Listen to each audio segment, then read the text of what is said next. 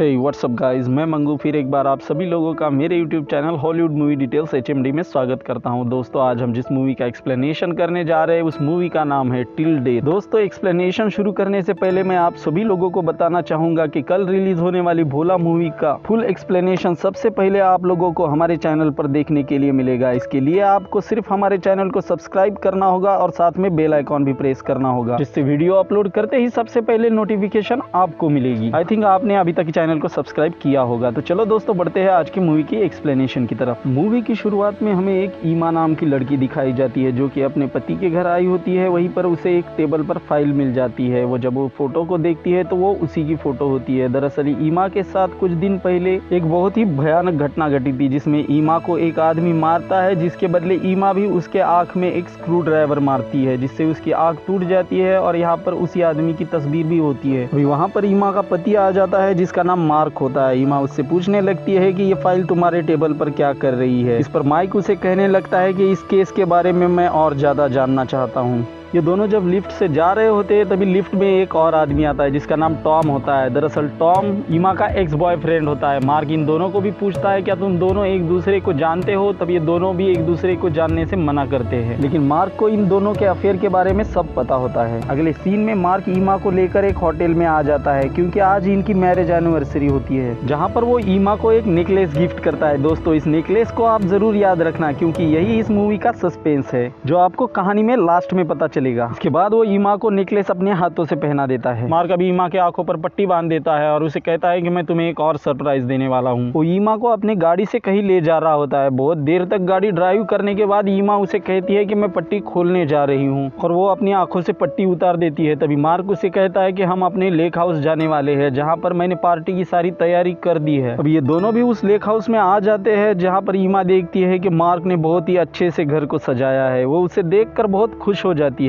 अभी ये दोनों भी रात को पार्टी कर बहुत सारा एंजॉय करते हैं और साथ में ही रोमांस कर ये दोनों भी सो जाते हैं। अभी सुबह जब ईमा की आंख खुलती है तो वो मार्क से बात करने लगती है, लेकिन मार्क उसके बातों का कोई भी जवाब नहीं दे रहा होता। इसके बाद वो जब बैठने लगती है तो वो अपने हाथों में हथकड़ी देखती है, जिस पर वो मार्क से पूछने लगती है कि ये क्या मजाक है। जिस पर मार्क उसकी तरफ देखकर अपने सर पर पिस्टल रखकर खुद को शूट कर देता है, जिससे पूरा खून ईमा के चेहरे पर आता है। तभी हम देख पाते हैं कि उस हथकड़ी का दूसरा हिस्सा मार्क के हाथों में बंधा हुआ है। अभी ईमा बुरी तरह से यहाँ पर फंस चुकी होती है। अभी ईमा पुलिस को कॉल करने की कोशिश करती है, लेकिन उस मोबाइल में नेटवर्क ही नहीं होता। अभी ईमा मार्क की गन उठाती है, लेकिन उसमें गोली ही नहीं होती। अभी ईमा मार्क की लाश को घसीटते हुए नीचे ले जाने लगती है, जहाँ पर वो सीढ़ियों से उतरते समय मार्क की लाश के साथ नीचे भी गिर जाती है, जहाँ पर उसे चोट भी आ जाती है। अभी वो किचन में आकर हथकड़ी खोलने के लिए कुछ सामान ढूंढ रही होती है, लेकिन पूरा किचन खाली कर दिया होता है। वहाँ पर एक डस्टबिन भी होती है जिसमें ईमा को मार्क के गाड़ी की चाबी मिल जाती है। ईमा मार्क की डेड बॉडी को खींचते हुए गाड़ी की तरफ ले जाने लगती है। वो गाड़ी के पास आ जाती है और अंदर बैठ जाती है। वो साथ में मार्क की डेड बॉडी को भी अंदर बिठा देती है। अभी वो गाड़ी स्टार्ट करने लगती है, लेकिन गाड़ी स्टार्ट नहीं होती क्योंकि उस गाड़ी में फ्यूल ही नहीं होता। उस गाड़ी का फ्यूल पूरा निकाल दिया होता है। इसके बाद वो मार्क की लाश को लेकर दोबारा घर के अंदर आने लगती है।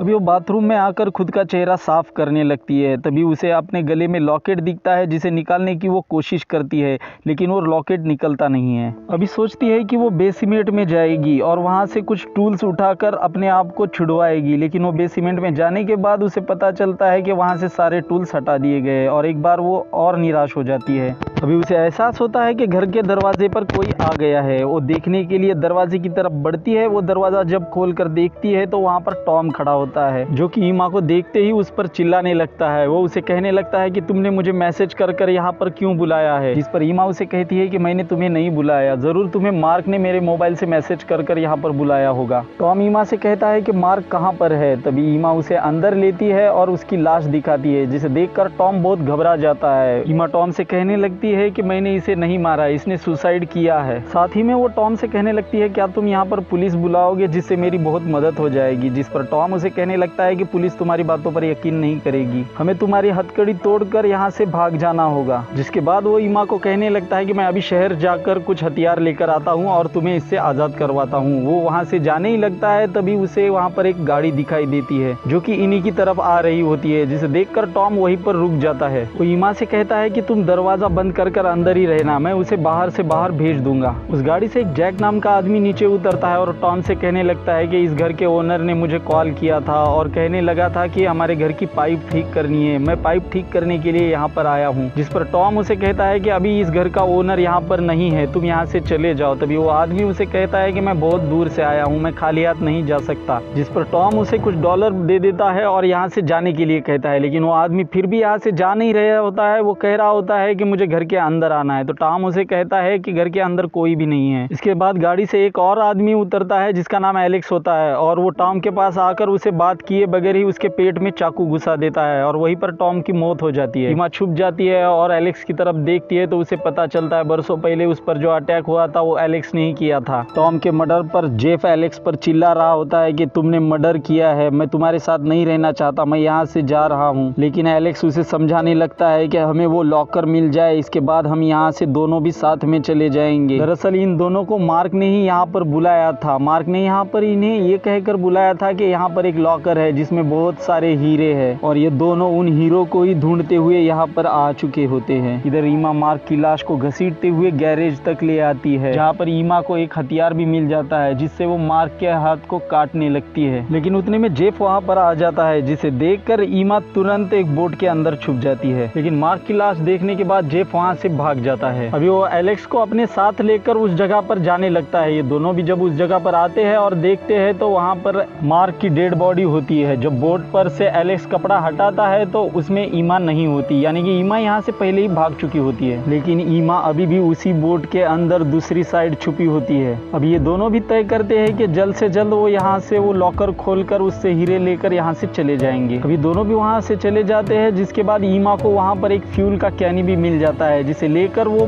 गाड़ी के पास जाने लगती है। इधर इन दोनों को भी वो लॉकर मिल जाता है जिसमें हीरे होते हैं जिसे खोलने की ये कोशिश कर रहे होते हैं, लेकिन वो मॉडल बहुत मॉडिफाइड होता है, इसकी वजह से ये खोल नहीं पा रहे होते हैं। एलेक्स जेफ से कहता है कि ऐसे लॉकर मैंने बहुत देखे हैं, ये सिर्फ फिंगरप्रिंट से खुलते हैं, तुम्हें जाकर मार्क की डेड बॉडी को यहाँ पर लाना होगा, जिसके बाद हम उसके फिंगरप्रिंट से ये लॉकर खोल सकते हैं। और मार्क की डेड बॉडी लेने के लिए जेफ यहाँ से चला जाता है। इधर ईमा उस कैनी से फ्यूल निकालकर अपनी गाड़ी में भर रही होती है, लेकिन अचानक से वहाँ पर एलेक्स आ जाता है जिसे देखकर ईमा नीचे झुक जाती है और गाड़ी के पीछे छुप जाती है। अभी वो गाड़ी में फ्यूल भरने वाला पाइप उसी जगह पर होता है जिसे एलेक्स देख लेता है और उसे वहाँ से निकालकर फेंक देता है। अभी उसे लगता है कि हो ना हो यहाँ पर जरूर कोई ना कोई है और वो उसे ढूंढने लगता है। अभी ईमा को मौका मिलते ही ईमा वहाँ से भाग जाती है और स्टोर रूम के दरवाजे के सहारे घर के अंदर चली जाती है। अब ये दोनों भी उसे घर के अंदर ढूंढने लगते हैं लेकिन वो मिल नहीं रही होती है। ईमा टॉम के डेड बॉडी के पास आती है और उसे देखकर बहुत दुख हो जाता है और वो वहाँ पर रोने लगती है। अभी एलेक्स ईमा को ढूंढते हुए स्टोर रूम में आता है जहाँ पर ईमा उसके सर में एक गोल्फ स्टिक से वार करती है और उसे नीचे गिरा देती है। बाद में वो एलेक्स के जेब से उसके गाड़ी की की भी ले लेती है। जब जेब उसकी तरफ बढ़ रहा होता है तभी वो जेब के भी सर में रॉड मार देती है और उसे भी बेहोश कर देती है। ईमा अभी गाड़ी में बैठकर गाड़ी स्टार्ट ही कर रही होती है तभी एलेक्स उसके पास आता है और उसे अपने साथ लेकर चलता है। वो ईमा को वापस मार्क की डेड बॉडी से बांध देता है जिसे ईमा को बहुत गुस्सा आने लगता है। एलेक्स ईमा को कहने लगता है कि हमने इस लॉकर को खोलने के लिए मार्क के फिंगरप्रिंट का इस्तेमाल किया, लेकिन इसके बाद भी ये एक पासवर्ड मांग रहा है जो सिर्फ तुम्हें पता है। लेकिन ईमा उसे कहने लगती है अगर तुम्हें पासवर्ड जानना है तो मुझे तुम्हें खोलना होगा, जिस पर एलेक्स को ईमा का बहुत गुस्सा आने लगता है और वो उसके पीठ पर चाकू घुसाने लगता है। जेफ उसे देखकर बहुत नाराज हो जाता है। वो एलेक्स को ऐसा करने के लिए रोक रहा होता है लेकिन एलेक्स को बहुत गुस्सा आया होता है। वो जोश को धक्का देता है और उसे साइड में कर देता है। अभी जेफ को वहाँ पर एक गन मिल जाती है। ये वही गन होती है जिसमें गोली नहीं होती है। वो गन उठाता है और उसे एलेक्स पर तान देता है और कहने लगता है कि उस लड़की को छोड़ दो। यहाँ पर इन दोनों को भी पता नहीं होता कि उस गन में गोली नहीं है, लेकिन ईमा को अच्छी तरह से पता होता है कि उस गन में गोली नहीं है, लेकिन वो कुछ भी नहीं कहती, चुपचाप देखती रहती है। जेफ एलेक्स से कहता है कि तुम एक साइड में जाकर खड़े हो जाओ, मैं सारा पता पूछ लूंगा, इस लड़की से पासवर्ड पूछ लूंगा और फिर हम यहाँ से हीरे लेकर चले जाएंगे। जेफ ईमा से पासवर्ड पूछता है जिस पर ईमा कहती है कि मुझे पहले खोल दो, जिस पर जेफ उसी की हथकड़ी खोलने लगता है। जिसके बाद ईमा इन्हें वो पासवर्ड बता देती है और उस पासवर्ड से वो लॉकर भी खुल जाता है। इस तिजोरी में एक बड़ा सा चाकू निकलता है जिस पर लिखा हुआ होता है कि तुम्हें जो डायमंड चाहिए वो उसके गले के बहुत करीब है। तभी इन सबको समझ में आता है कि वो डायमंड ईमा के गले में जो नेकलेस है उसमें छुपे है। वो नेकलेस खोलने की कोशिश करते हैं लेकिन वो नेकलेस का लॉक खुल नहीं रहा होता है।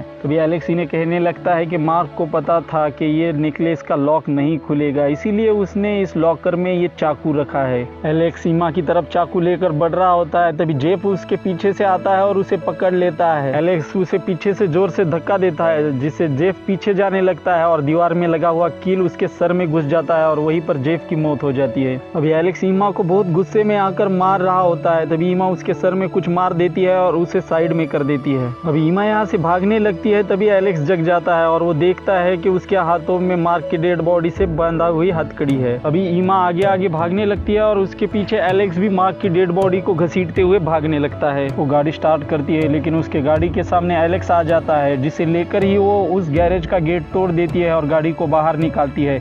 लेकिन गाड़ी बर्फ की वजह से स्लिप हो जाती है और एक जगह आकर रुक जाती है। एलेक्स खड़ा होकर गाड़ी के पास आता है और गेट खोल कर देखता है तो वहाँ पर ईमा नहीं होती। अभी ईमा रेंगते हुए वहाँ से जाने लगती है, क्योंकि वो इसके पैर में चोट आ चुकी होती है। उसके पीछे पीछे एलेक्स भी वहाँ पर आ जाता है और वो ईमा को पकड़ लेता है और उसे मारने की कोशिश करता है। दरअसल ये दोनों भी जिस जगह पर लड़ रहे होते हैं वो एक बहुत बड़ी झील होती है, जिसकी ऊपरी परत ठंड की वजह से जम चुकी होती है और वो बर्फ में तब्दील हो चुकी होती है। अभी इन दोनों की लड़ाई में वो बर्फ की परत टूट जाती है और वहां से मार्क की डेड बॉडी अंदर जाने लगती है। उसके साथ एलेक्स भी उस पानी में जाने लगता है, लेकिन वो अंदर जाते समय ईमा को भी पकड़ लेता है और अपने साथ ईमा को भी पानी के अंदर खींच लेता है। अभी तीनों भी पानी के अंदर डूब रहे होते हैं, तभी ईमा अपने आप को छुड़ाने की बहुत कोशिश करती है, लेकिन एलेक्स उसे छोड़ नहीं रहा होता है। इसके बाद ईमा एलेक्स के हाथ से चाकू छीन लेती है और उस चाकू को उसके आंख में मार देती है, जिससे वो उसका गला छोड़ देता है और ईमा आजाद हो जाती है। अभी ईमा ऊपर आने की कोशिश कर रही होती है, लेकिन हर तरफ बर्फ ही बर्फ होता है, उसे रास्ता मिल नहीं रहा होता है। वो उस बर्फ की परत को तोड़ने की बहुत कोशिश भी करती है, लेकिन वो नाकामयाब होती है। आखिर में ईमा उस बर्फ की परत में चाकू घुसाने में कामयाब हो जाती है और उस चाकू की मदद से एक बड़ा सा छेद करके उससे बाहर आ जाती है और यहीं पर यह मूवी खत्म हो जाती है। दोस्तों, अगर आपने अभी तक हमारे चैनल को सब्सक्राइब नहीं किया है तो प्लीज आप इसे सब्सक्राइब कीजिए और साथ में बेल आइकॉन भी प्रेस कीजिए, ताकि यूट्यूब पे जब भी हमारी नई वीडियो अपलोड हो तो सबसे पहले नोटिफिकेशन आपको मिले।